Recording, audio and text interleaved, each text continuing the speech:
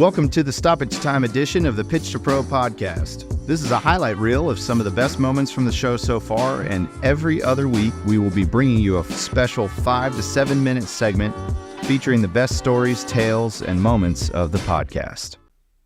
Yeah, it's a long journey, but I had a lot of people supporting me along that, and a lot of people that through my ups and downs and my childhood, immaturity and mistakes and everything else, they still believed in me and gave me love. And so that helped push me on to the next levels. And so when I retired from playing, it was more like I was involved in media. I loved commentating on the game. I loved bringing a different perspective. And, from my experience for 6 years playing overseas in the UK and England and the Premier League and everything, and working at Sky Sports over there, it seemed natural for me, but I was always coaching. And, I was always coaching youth, and my son and my 2 daughters, and my wife's a footballer as well. She played pro overseas when I was playing in England, which was kind of unheard of at that time. So it's ingrained in us, in our family. I never forced my kids to play. It was just always there. And,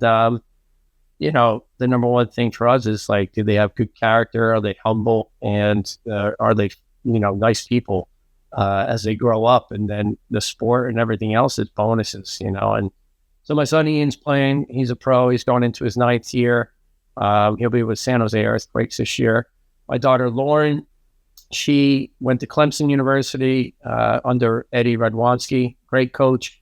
And she learned a lot and played really well there. And then she went to Creighton and did a master's program there and played under Ross Pauly, another great coach, another great leader.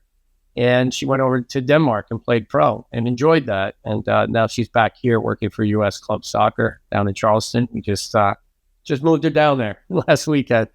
And my youngest daughter went to Elon University, played D1 there as well. And then she went overseas and got a master's program at Oxford University, Wow. Smart Cookie. And she graduated there and is working for a company in London. And so, my wife's a Catholic school principal and has been a coach, and a former player.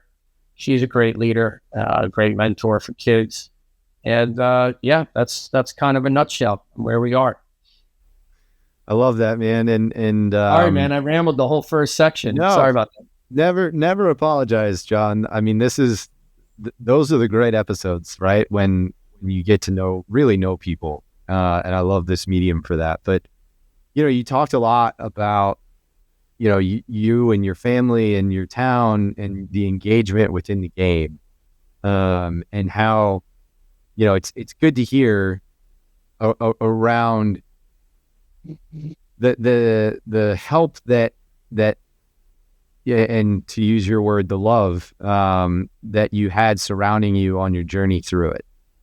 Chris Martinovich, our co-founder, has a great saying from his coach Manny Schellscheidt in college. First A licensed coach, I believe, in the U.S. But he used to say, "If you love the game, it'll love you back." Very true. And I was very fortunate to know Manny Schellscheidt, and got a great story about him. Actually, he was the rival team in Union, New Jersey, and it was my dad.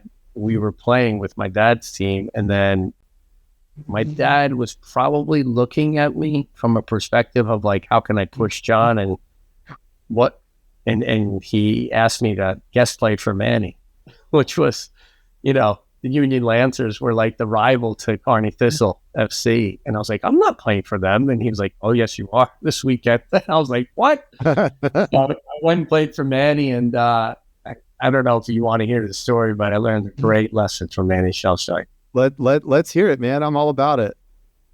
So Manny, just for a lot of people listening out there, was the old school, like you said, the first A licensed coach, I believe, in this country. And, but he, German background, his influence was caring about the people, such a great manager of people.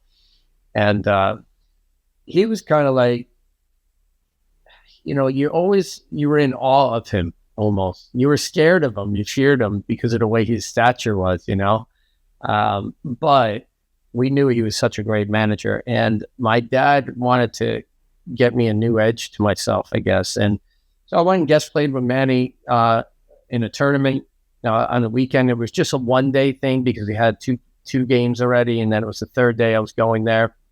And I started for his team, which was great. And I ended up scoring, and we were up 1-0. Right towards the end of the first half, we were up 1-0 in the beginning of the game, and one of their players equalized. And Manny at halftime, there was 1-1, and we were talking, and he was asking like players accountability, like, what do you think about this play and stuff like that. And then as we came back out, I wasn't selected to go back in. I thought, I'm a guest player. That's fine. I'll just take what I get. But then the rest of the game, I didn't play at all. And I was wondering, wow, man, what the heck happened there?